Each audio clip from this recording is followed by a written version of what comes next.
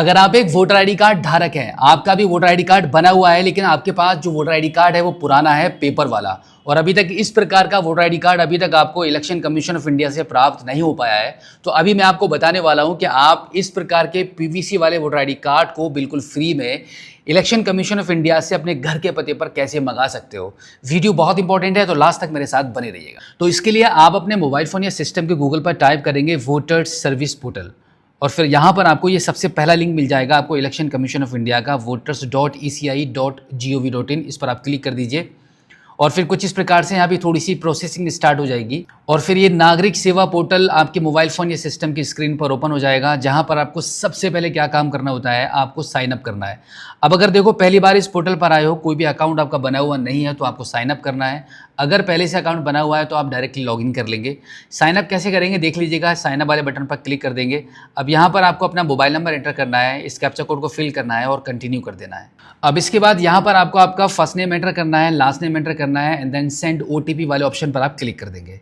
अब यहाँ पे आपके नंबर पर एक ओटीपी चला जाएगा, उस ओटीपी को लेकर आप यहाँ पे एंटर कर देंगे एंड देन वेरीफाई करेंगे। जैसे ही आप इसको वेरीफाई कर देंगे आपका अकाउंट यहाँ पे क्रिएट हो जाएगा। उसके बाद आपको फटाफट लॉगिन वाले बटन पर क्लिक कर देना है। अब लॉगिन इसी तरीके से करेंगे, यहाँ पर आपका रजिस्टर्ड मोबाइल नंबर एंटर कर देंगे, इस कैप्चा कोड को फिल करेंगे एंड देन रिक्वेस्ट ओटीपी वाले ऑप्शन पर आपको क्लिक करना है। अब आपके नंबर पर एक ओटीपी प्राप्त हो जाएगा लॉगिन करने के लिए, उस ओटीपी को आप यहाँ पे एंटर करेंगे and then verify and login वाले बटन पर आप क्लिक कर देंगे। इतना करने के बाद आप देखेंगे सक्सेसफुली आप यहाँ पे इस नागरिक सेवा पोर्टल पर, जो सिटीजन सर्विस पोर्टल है, इस पर आप सक्सेसफुली लॉगिन हो जाएंगे।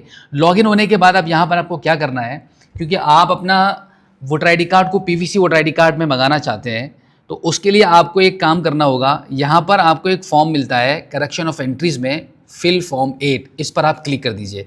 इस पर आप जैसे ही क्लिक करेंगे तो यहाँ पे कुछ प्रोसेसिंग स्टार्ट हो जाएगी और फिर आपकी मोबाइल फ़ोन की स्क्रीन पर कुछ इस प्रकार से पॉपअप आ जाएगा, जहां पर आपको सबसे पहले एक ऑप्शन मिलता है सेल्फ और दूसरा है अदर इलेक्ट्रोल। अब देखो, अगर आप खुद के वोटर आईडी कार्ड को मंगाना चाहते हो तो सेल्फ वाले ऑप्शन पर क्लिक करके यहाँ पे अपना वोटर आईडी कार्ड का नंबर एंटर कर दोगे एंड देन सबमिट कर दोगे। अगर आप घर में अपने वाइफ का, मदर का, फादर का, किसी अदर पर्सन का आप वोटर आईडी कार्ड मंगाना चाहते हो तो यहाँ पे अदर इलेक्ट्रोल वाले ऑप्शन पर क्लिक करोगे, यहाँ पर आप उनका वोटर आईडी कार्ड का नंबर एंटर कर दोगे एंड देन सबमिट करोगे। सबमिट करने के बाद अब यहाँ पर आपके वोटर आईडी कार्ड की डिटेल्स निकल कर आ जाएंगी, इसको आप ओके कर दीजिए। ओके करने के बाद अब यहाँ पर आपको कुछ ऑप्शंस मिल रहे हैं, जिसमें से आपको क्या करना है, यहाँ पर आपको थर्ड वाले ऑप्शन को चूज़ करना है, issue of replacement EPIC without correction, यानी कि बिना कोई करेक्शन के आपको आपका वोटर आईडी कार्ड जारी कराना है।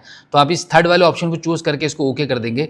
ओके करने के बाद फॉर्म 8 यहाँ पे ओपन हो जाएगा, जहाँ पर आपको कुछ नहीं करना है, बस स्क्रीन को ऊपर के साइड में स्क्रॉल कर दीजिए या फिर आप इसको नेक्स्ट कर दीजिए, एक बार फिर से नेक्स्ट कर दीजिए। अब यहाँ पर ये जो ऑप्शन आ जाएगा application for issue of replacement EPIC without correction, यही वाला ऑप्शन आपने चूज़ किया था। तो अब यहाँ पे आपको कुछ करना होता है, आप यहाँ पे देख लीजिएगा 3 ऑप्शन मिल रहे हैं, इन तीनों में से कोई एक ऑप्शन आपको चूज़ करना है। तो आप क्या करेंगे, यहाँ पर आप इस सेकंड वाले ऑप्शन को चूज़ कर लेंगे। ऑप्शन 3 है, इन तीनों में से कोई सा भी चूज़ कर सकते हो, बट कोई सा नहीं करना है, आपको सेकंड वाला ही ऑप्शन चूज़ करना है। अब इसके बाद आप इसको नेक्स्ट कर दोगे। नेक्स्ट करने के बाद अब यहाँ पर आपका प्लेस का नाम लिखोगे, जो भी आपका गाँव या आपके टाउन का नाम है वो नाम यहाँ पर लिख दोगे।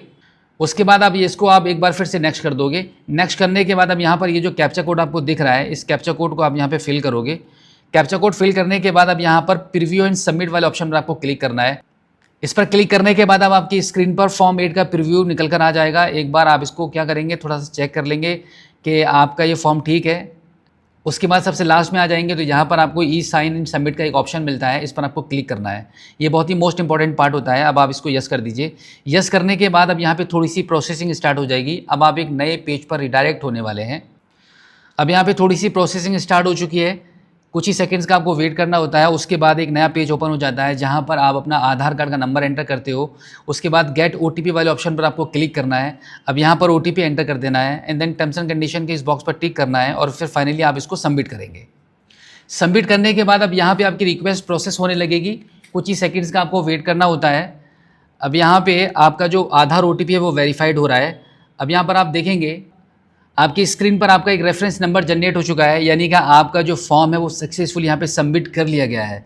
अब आपको कुछ नहीं करना है, आप चाहो तो यहाँ पे डाउनलोड एक्नॉलेजमेंट वाले ऑप्शन पर क्लिक करके आपकी रिसिप्ट भी डाउनलोड कर सकते हो, या फिर आप इसका स्क्रीनशॉट लेके भी रख सकते हो। रिसिप्ट हमारे स्क्रीन पर डाउनलोड हो चुकी है, हमने ओपन किया है, तो कुछ इस प्रकार से आपका फॉर्म 8 आपने फिल किया है वो फॉर्म आपका ओपन हो जाता है। नहीं तो इसकी भी ज़रूरत नहीं पड़ती है कोई भी। आप चाहो तो सिर्फ डायरेक्टली इसी रेफरेंस नंबर का भी स्क्रीनशॉट लेके रख सकते हो, या फिर आप इसको सेव कर लो, क्योंकि इसी से आपको फ्यूचर में पता चल जाएगा इसी वेबसाइट पर कि आप जब इसको आप ट्रैक करोगे तो कैसे कर पाओगे। एक बार मैं आपको बता देता हूँ कि इसको आप ट्रैक कैसे करोगे। हालांकि कोई ज़रूरत नहीं होती है, वैसे तो आपका काम यहाँ पे कंप्लीट हो चुका है। ट्रैक करने के लिए आपको क्या करना है, यहाँ पे ट्रैक एप्लीकेशन स्टेटस वाले ऑप्शन पर आप क्लिक करेंगे। अब यहाँ पे आपका जो रेफरेंस नंबर है वो आप यहाँ पे कॉपी करके पेस्ट कर दीजिए, या यहाँ पर एंटर कर दीजिए। उसके बाद आप सबमिट करेंगे। सबमिट करने के बाद अब यहाँ पर आप देख सकते हैं कुछ इस प्रकार से आपकी डिटेल्स यहाँ पर आपको शो हो जाएंगी। अभी देखो, अभी अभी हमने इसको सबमिट किया है, तो यहाँ पे करंट स्टेटस में सबमिटेड लिखा हुआ आ रहा है। जैसे ही ये इलेक्शन कमीशन ऑफ इंडिया के द्वारा डिस्पैच कर दिया जाएगा आपके घर के पते पर भेजने के लिए, तो यहाँ पर आपका फिर उसके बाद क्या होगा कि करंट स्टेटस यहाँ पे चेंज हो जाएगा, डिस्पैच लिखा हुआ आ जाएगा, या फिर पोस्ट ऑफिस का ट्रैकिंग नंबर भी यहाँ पर आपको मिल सकता है।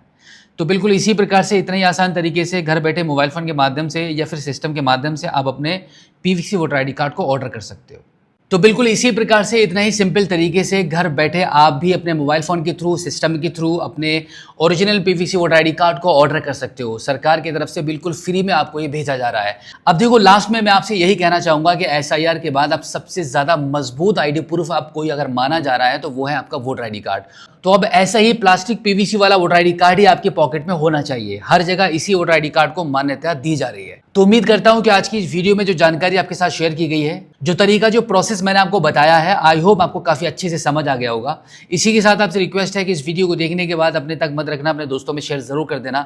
और हाँ, अगर आप पहली बार हमारे स्मार्ट शॉप यूट्यूब चैनल पर आए हो और अभी तक आपने हमें फॉलो नहीं किया है, सब्सक्राइब नहीं किया है, तो जल्दी से सब्सक्राइब कर लीजिएगा और बेल आइकन को प्रेस कीजिएगा। तो फिलहाल आज की इस वीडियो में इतना ही। मिलते हैं आपसे किसी और एक अगली वीडियो में, एक नई जानकारी के साथ, एक नई अपडेट के साथ और एक नए जोश के साथ। तब तक के लिए जय हिंद।